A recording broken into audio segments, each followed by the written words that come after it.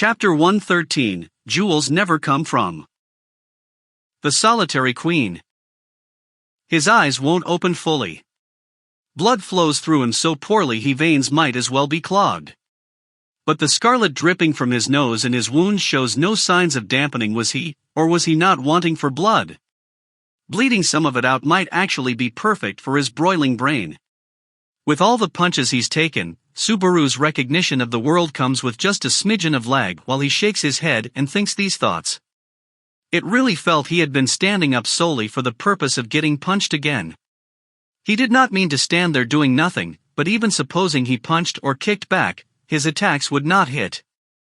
With every blow he sustained he spat blood, suppressed his pain, made himself smile a cryptic smile which screamed your attacks are entirely ineffective, and stood back up. And repeated this. They were not ineffective. Both the insides and outsides of his body groaned, the entirety of his guts practically burst, and mushed together. The bones supporting his body feel erroneously to have crumbled to dust, and the fact that all his limbs still move according to his will can only be described with the word miracle. However, not a single one of these things resulted from a miracle. Every time his consciousness seemed about to fall, about to falter, his fading awareness would be grabbed by the neck and dragged back to him in stern reprimand. From inside his pocket crackles a hot, sharp pain, an excessively Spartan compass, practically cooking his brain. While it's something he had requested himself, his cheeks still twist at how relentless it is. He was using tricks to keep himself from losing consciousness. Regardless, numerous other strategies existed for Garfield to stop Subaru. That Subaru nevertheless, as he recklessly continued to stand up, never sustained damage which would perfectly incapacitate him, was entirely due to Garfield's own judgment. If he took a real hit from a Garfield in top form, then Subaru would be done in a flash. Just one hit would transform him into sloppy chunks of gore. The exorbitant damage Garfield sustained from Otto and Ram's fight did contribute to why this has not happened.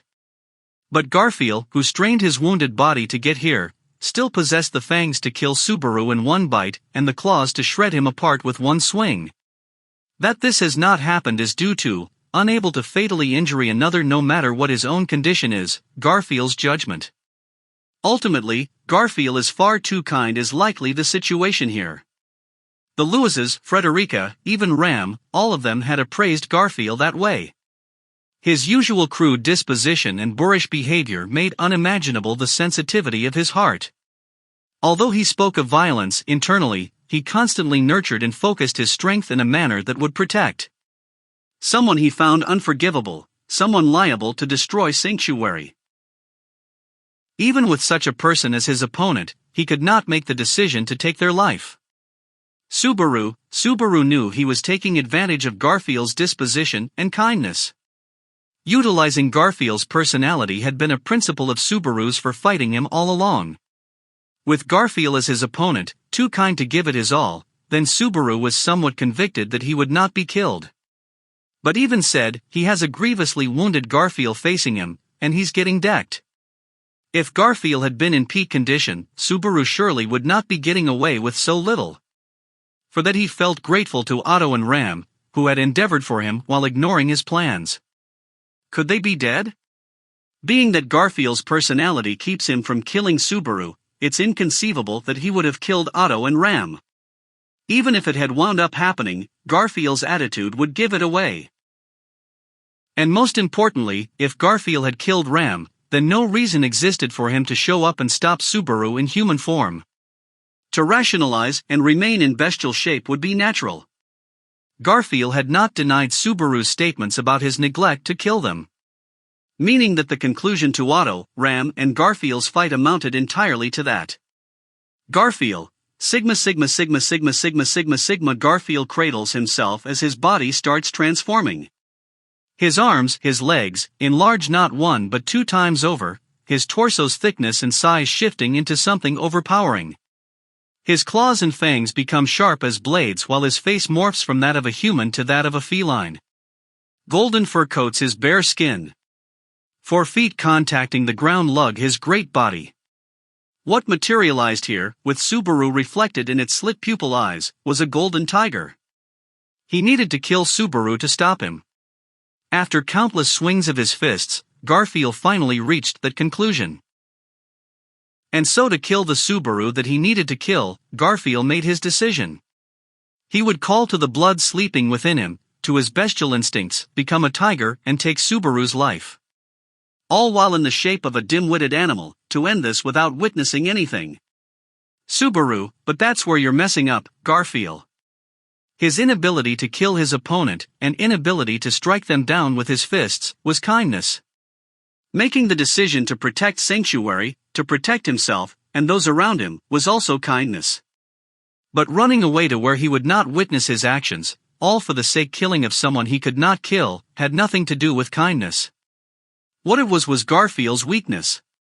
And Natsuki Subaru would not hesitate to take advantage of it. Subaru, begging you, body of mine. Don't break down from this. Hostility fills the transformed Garfield's eyes, their reflection being Subaru. His limbs bend. Omens that the beast will come charging to rip Subaru apart. This is the sole juncture he has for decision. Subaru grits his teeth once before focusing on his body's center on the gateway tied to the point just below his navel and shouts. Subaru, Shamowayawak. Garfield, the instant the tiger opens its mouth, the world answers to the fervid call. Ink-black fog erupts in the space between Subaru and the beast, drowning away the form of the towering creature. Moments before its consumption there swings an outstretched paw, but it strikes nothing before vanishing beneath the smoke. Once the spreading abyss of dark swallows the beast, the unfurling confusion hoists the creature's existence into end. Subaru, you. The instant he finishes watching the events through, an impact like a blow to his head assaults Subaru's skull. The sharp pain of a drill boring into his cranium from both within and without makes his vision strobe in crimson, lights dancing all around.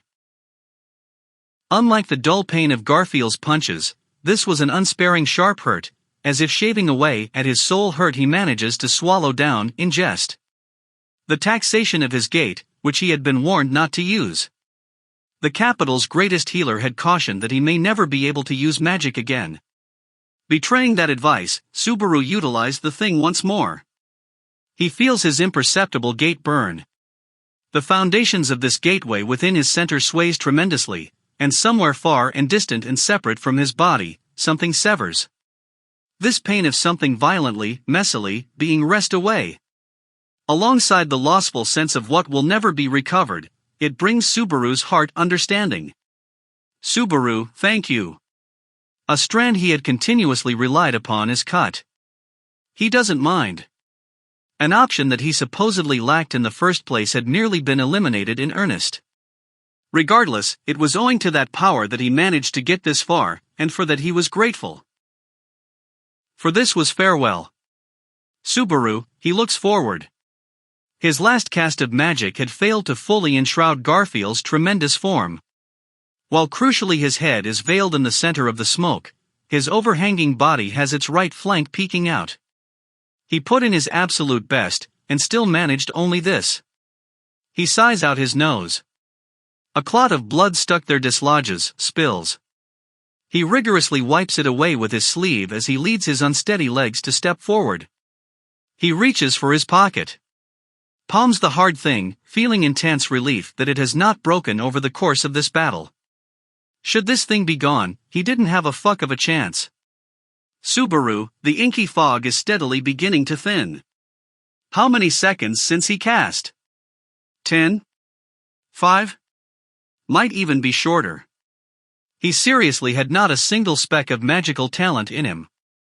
But right now he was grateful for it. The tiger's right flank was visible. Captured in a world of obfuscation, body immobile.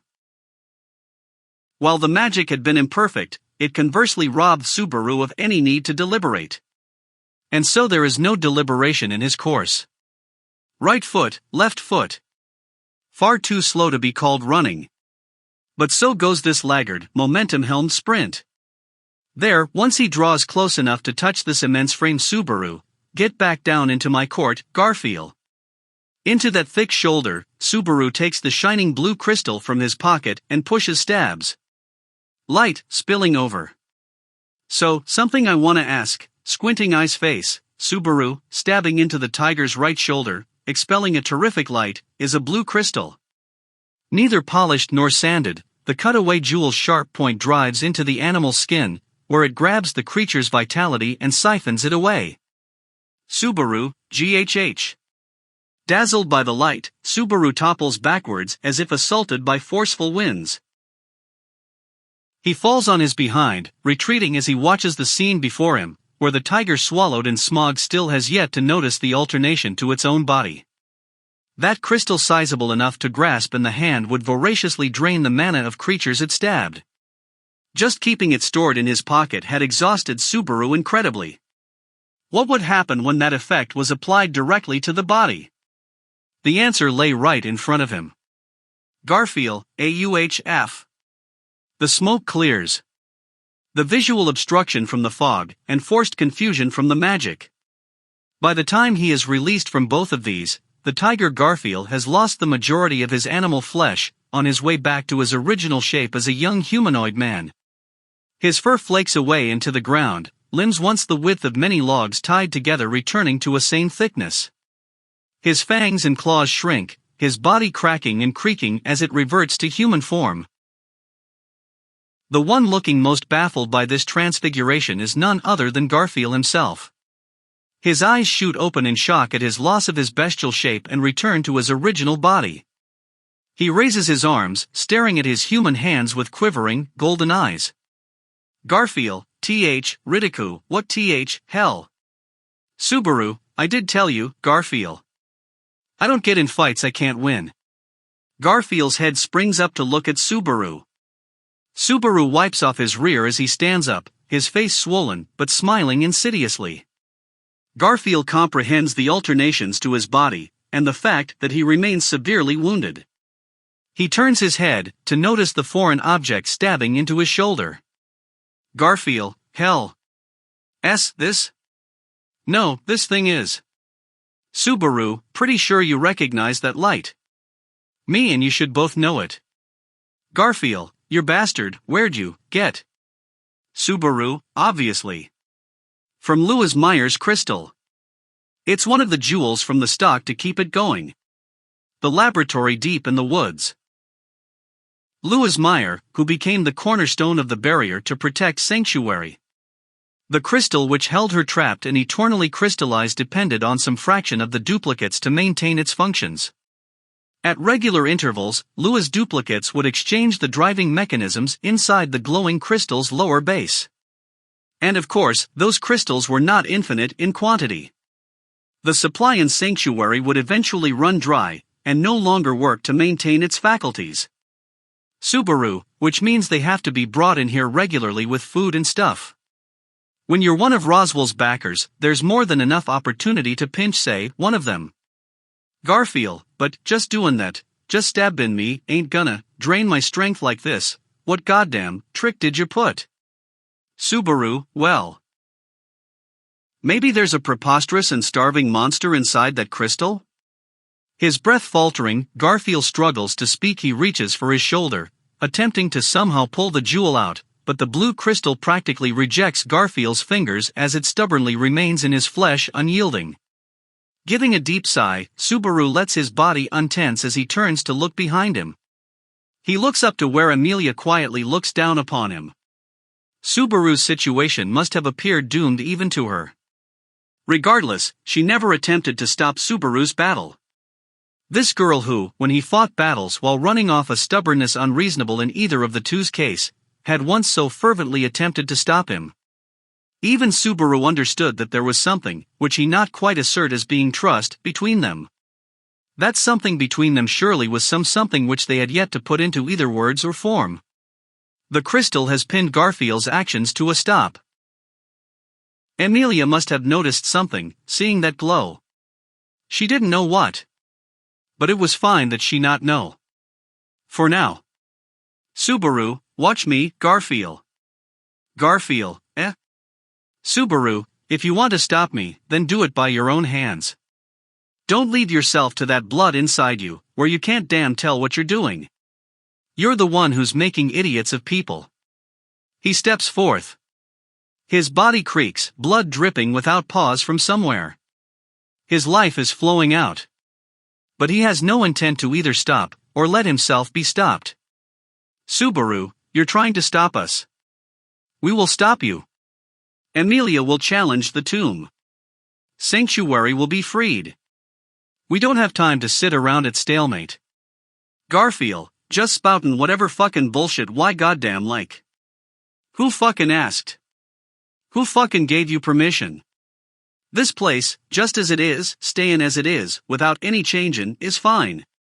Subaru, not like it can possibly stay unchanged, stay stagnant, stay like this forever. That's something that, centuries ago, before the place wound up like this, someone ought to have realized. Garfield, there are people who don't want it to change. Who want it to stay the same.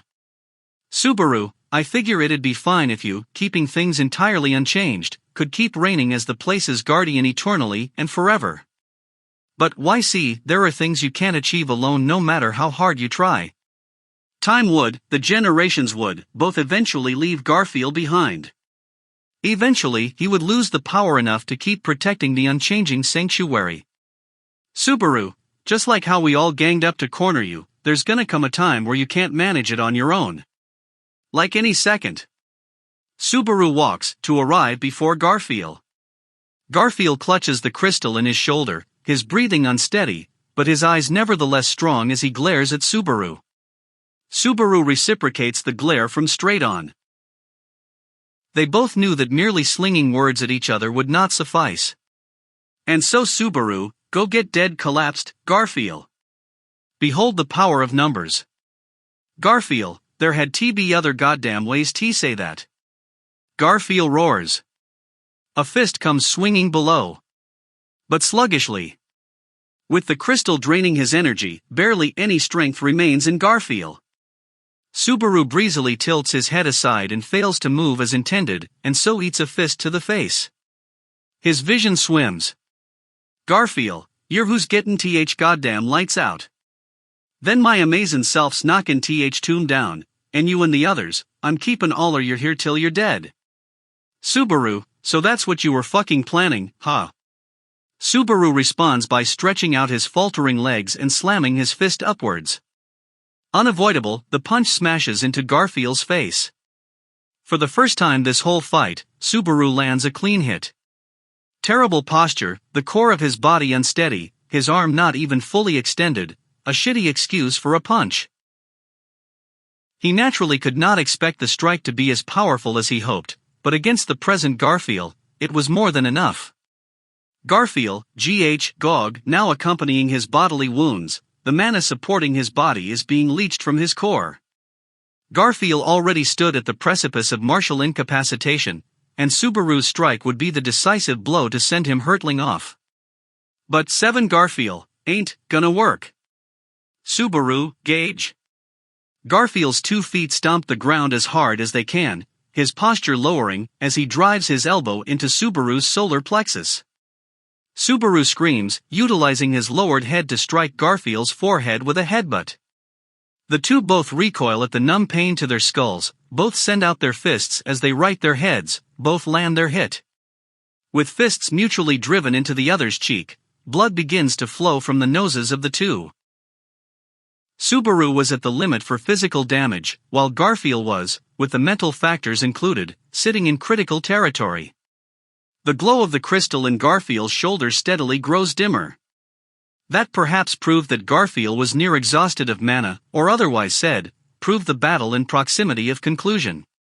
Subaru, gab. Garfield, fuckery you dozin' off for.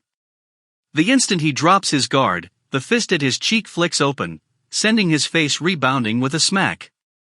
For a moment the strike sends his consciousness soaring off to elsewhere. He immediately grits his teeth hard, the pain of his cracked tooth as it shatters guiding him back to consciousness. He could not rely on trickery any more to keep himself from falling unconscious. Now the object was contributing in a different form, in a fashion without any greater parallel. Subaru would have to withstand all the pain on his own. Negligence. Conceit. Idiocy. Subaru would always be weak, and would never sincerely be the superior party in a fight. Subaru, and so I can't be slacking off. Garfield, he swings his left arm down to hook Garfield by the neck, sending the two of them toppling to the ground. With his body battered, Subaru grimaces in pain as he attempts to upright himself. When a vicious pain spears across his left arm, pinned to the ground as it is, he looks to find Garfield's fangs biting down on the upper portion of his arm. Subaru, Garfield, GHGGG Subaru, ayig. Get off. This hurts, you idiot. Subaru punches Garfield in the face to make him let go. His arm is squelched into freedom as the fangs release, but a limb pierced to the bone has no hope of moving. And his right arm Garfield, Subaru reaches out his right arm in an attempt to repossess his left, when Garfield grabs his shoulder. While he may have lost the strength to throw a swing or a kick, he has not lost the strength to grasp. Constrictive force enough to shatter a boulder destroys Subaru's right shoulder, bones and all. A dull cracking resounds through the air alongside Subaru's silent shrieks. His upper left arm has been mutilated and his right shoulder has its bones destroyed, both non-functional. With his arms robbed of their capabilities, Subaru's eyes shoot open as Garfield kicks him down. Garfield, end. Now there ain't nothing I can do. What I should done was turn you into a flop-pin sardine from start. Seeing Subaru writhe on the ground, Garfield's cheeks twist in victorious jubilation. He gets to his unsteady feet before turning his head to the sky, letting loose his voice. The howl of an animal, an aria of triumph. Now all Subaru could do was wait to be stepped on, finished off, and Subaru, how many times do I have to tell you, don't decide my end. The blow of the headbutt thrust up from below bashes Garfield in the nose, sending his eyes spinning. He stumbles off course. Subaru stands with his arms hanging limp. It's impossible. Ridiculous. This isn't a question of strength of will, but an issue resting on an entirely different dimension. Subaru, my end, and your end, neither are here yet. Garfield, gee goddamn, fuck off, don't you dare quit standing. Garfield's face twists in agony as he takes a single step in retreat from the standing Subaru. As if, unable to use his arms and capable only of standing as he was scared of him. Garfield, fuck is this persistence gonna do? People here, every last one VM. Every single one's a hopeless dreg.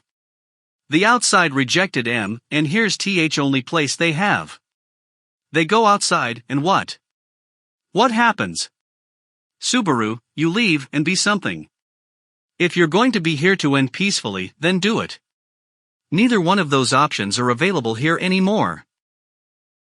No matter how much strength Garfield flaunts, and no matter how he fights, it will not change the coming future. Garfield by himself cannot stop the threat the sizable hair presents. No matter how hard he tries, he will fail to save some people. And each time that count increases, he will lose his strength, until he is eventually defeated in the face of insatiable hunger. If Subaru could communicate that future to him, perhaps he could be impelled into action right here. But that would not mean that he changed his mind. It would only be a temporary push. His heart would remain sealed inside Sanctuary. Once he knew the danger had passed, he would return here, still pretending the place was a paradise while he submerged into stagnation. Ignoring the push at his back, ignoring the hands offered to him, disregarding all of it, Garfield Tinzel would feign his mourning of his mother's death while unceasingly consoling himself. Subaru, leave this place, Garfield. This blockade you're scared of doesn't exist. Garfield, there is a blockade. I am one. I'm an unfailing blockade, separate in inside and outside. Me and Nana and the others. We all stopped still. It's already the end for us. They gave up once. The people of Sanctuary feared connection with the outside, retreated into their paradise, and gave up on contacting the world outside the forest. And so Garfield was trying to protect that enclosed paradise. Asserted he would. That was equivalent to letting their lives be made consummate. Because of one person, going off doing things on his own. Subaru, then will break that blockade. Right here and right now, us. Garfield, that guy. And Ram. They're having Betty buys. And you're gonna be getting your piece too. This us you're talking about don't fucking exist anymore. Here's the end, fare me and fare all you. Subaru, do you think it's fucking smart to give up? It's damn obvious that it's cooler not to. You think that when you give up on everything and stop walking means the end for you? Just take a little rest and walk again. The opportunity for it visited you goddamn ages ago. The trial which resulted in him fearing the outside world. Garfield experienced that trial, and Louis and Frederica nevertheless loved him. Frederica chose to step into that outside world, to create a place where the people of Sanctuary could live, once the barrier was someday broken. She would have turned to look back, and offered Garfield her hand. She would have seen Garfield stop still, and offered that he walk again. Of course. After all, Frederica was Garfield's sister. When a little brother cries themselves stuck, it's their big sis who reaches out for them. Subaru, you said Frederica left for the outside world, and left you behind. But you're wrong. You're absolutely wrong, Garfield. You aren't bound to the barrier. If you wanted to follow her, you could have any time. You're the one who neglected to. Garfield, Subaru, you're the one who drew away first, Garfield. Then you fucking whinge about it being your sister's fault. You don't think it's fucking pathetic? The pit of his chest burns. What on earth was he saying? He was starting to lose track himself. Deep in his gut, in that very core, something dark squirms. The supernatural gateway beneath his navel, connecting Subaru to the outside world, has lost its function. So then, right now, this thing in the pit of this body, asserting its presence, was what exactly? Still unsure of his head, of his body, of this man before him, he screams. Subaru, any time. Any moment. When you want to act. When you want to change.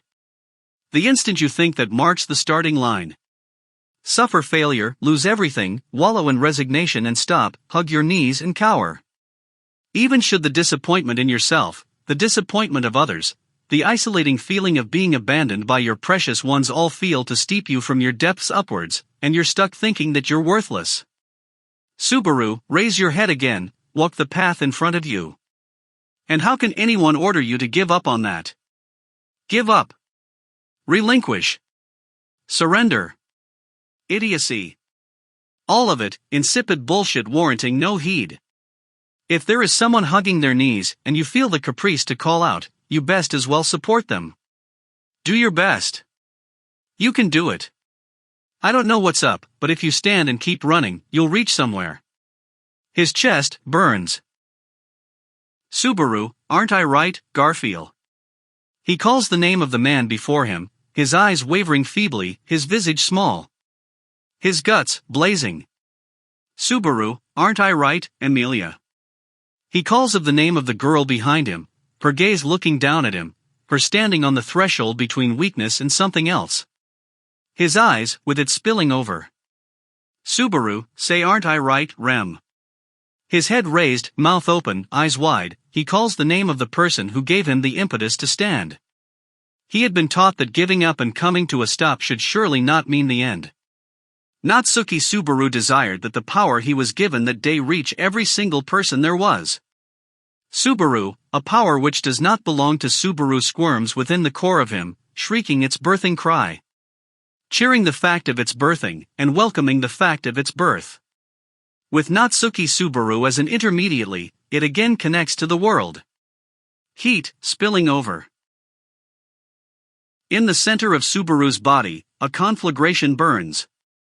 It eddies in the space before Subaru, scarlet flowing out his bloodshot eyes, and takes form, tampering with the world. Garfield, Garfield soars. He raises his claws to swing, bares his teeth to show, no longer using words, but actions to deny Subaru's assertions. Unable to spin words, unable to put his feelings to form, this is the only method he can conceive. He doesn't know anything else. And so Garfield reaches his claws for Subaru. Heat spilling from bleeding Subaru is congregating right in front of him, but he doesn't notice. Right in front of the Subaru he is leaping at, there spawns a warp in space, an inconceivable fissure in the world, but he doesn't notice. He does not notice the overwhelming force extending from that fissure. Well, naturally. He cannot see it. Or no, nobody except Subaru could see it. Because this thing, which only Subaru can negotiate, is unseen hand. Subaru, the world looks to move in slow motion. This sensation is a far too familiar one for Subaru. While on the brink of dying, or in the instant before sustaining a fatal wound, or when suffering punishment for voicing the taboo, it's always during pain and depresses him. But unlike those times, this illusory sensation is presently here for Subaru's sake. He sees oncoming Garfield very clearly. Full hostility, but it also carried the wisps of a child's tantrum. Subaru focuses his gaze on the tip of Garfield's chin. Somehow, he knows. Before makes it happen, he gains comprehension. All he has to do is fix his aim, and let this thing he's tugging taut loose. That alone, and surely, it would be accomplished. And so Subaru does exactly that. Garfield. The unleashed power shouts in glee, sniping defenseless Garfield from below. The outstretched torrent of force takes the shape of a fist, extends to the shape of an arm, which slams a punch into Garfield's face midway through his leap, shooting him high skyward. Garfield, wah. Struck by a completely unanticipated attack, Garfield fails to catch himself as he slams back to the ground. He tumbles to a stop, splayed out on the earth. Subaru understands that he has just fired the decisive blow. Simultaneously, an incredible load of something is wrested away from inside him. Subaru, he falls to his knees, his body folding as he vomits all he wishes. But not a single drop of blood or bile comes out. Not a drop of scarlet or saliva, for nothing extraneous remains within him. That was what a final strike it was, on the tail of so much effort. The torrent of power unraveled and dispersed immediately after sniping Garfield. Its fountain likely remains inside Subaru even now, but he doesn't sense that he can withdraw it. The present Subaru, at least, lacks anything more he can give. If he uses that arm any more than he just has, he will need to sacrifice more. But being that the fight is over for the moment, that necessity is Subaru. Come on, you're joking. Garfield, don't, resty, mate. Broken down, bordering on unconsciousness. His vision edged with white, so exhausted any blink could be his last. He had expended such incredible efforts, and still. Garfield Tinsel, with an outrageous nosebleed streaming down his face, is standing. Subaru, seriously, just how tough are you? Garfield, if I ain't foldin' it, ain't endin'. Garfield's consciousness is halfway gone. His unfocused gaze appears to look at Subaru while not looking at him at all. Tenacity alone was allowing Garfield to stand, rejecting that final push. Almost surely, Subaru could shove him, and that would topple Garfield. But the strength to enact that attack was equally lacking in Subaru. Never mind taking a hit, Subaru was 10 seconds away from losing consciousness too. They had both done their absolute best, having used up every power in their possession to reach this conclusion. It had always been true for Garfield, but unmistakably for Subaru too, all of their strategies are done. If Otto and Ram had not worn Garfield down, Subaru probably would not have been able to get this far. The idea that he could do something so long as he had the blue crystal as his hidden ace had been naive. Help in maintaining consciousness and debilitating Garfield to the utmost. Even with both of these things, Subaru surely would not have managed it. The blue crystal on Garfield's shoulder flickers. It both seemed encouragement and reprimand for a Subaru on the verge of sinking into failure, and unwittingly he finds himself close to giving a wry smile. Subaru, the crystal, Otto, Ram.